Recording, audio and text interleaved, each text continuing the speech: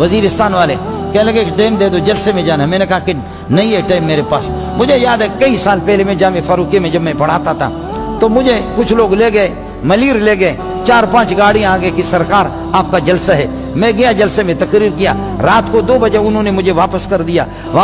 ले गए 4-5 गाड़ियों में प्रोटोकॉल के साथ, लेकिन काम निकालने के बाद फिर वापस एक गाड़ी में वापस मुझे जामे फारूकी उन्होंने भेजा। अक्लमंद लोग, मुरवत वाले लोग इसी तरह करते हैं, और वो भी बीमार किस्म की गाड़ी, और उसमें उन्होंने मुझे भेजा। तो कुछ लड़के मेरे पीछे लग गए और वो शारे फैसल पर, और 2-3 स्कूटर वाले थे, उनके पास कलाशिनकोव, हमारे पास एक मुर्दा किस्म के 1-2 मुर्दा किस्म के पिस्टल थे। मैंने साथियों से कहा कि तुम फेर करो। मैं चूंकि फ्रंट पे था और वो मुझे निशाना अल्लाह का मलक बनाना चाह रहे थे, लेकिन शारे फैसल की गाड़ियों के, शारे फैसल तो आपने देखा मसरूफ किस्म का रास्ता और रोड रहता है, उस पे गाड़ियों का वो था, अल्लाह का रश था, इसलिए वो मुझे नहीं बना सके, निशाना नहीं बना सके। आगे पीछे। अब लोग हम हैरान हो गए, जामे फारूकी तक तो बहुत देर है, हम पहुंचेंगे या नहीं पहुंचेंगे। तो हमारे एक साथी के पास वजीरिस्तानियों के नंबर थे। वो वजीरिस्तानी वही मलीर पे करीब में, रोड के करीब रहते। बाबा रात को 2 बजे एक को फोन किया, हेलो पहुंचो,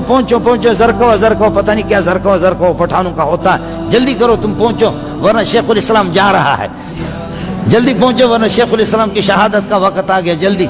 खुदा ताला इन वजीरिस्तानियों को जज़ा खैर दे, 10 मिनट नहीं लगा, उनके बड़े बड़े बाल वो गाड़ियों के साथ जैसे पहुंचे इन बदमाशों ने उनको देखा, भागा। इन्होंने कहा सबर का इस्ताफ मोर इस्ताफ खोर, दगा जैसे उनका अंदाज है, उन्होंने मोर खोर किया, ऐसे उन पर फैर कर दी, वो लोग भागे, हमारी जान छूट गई।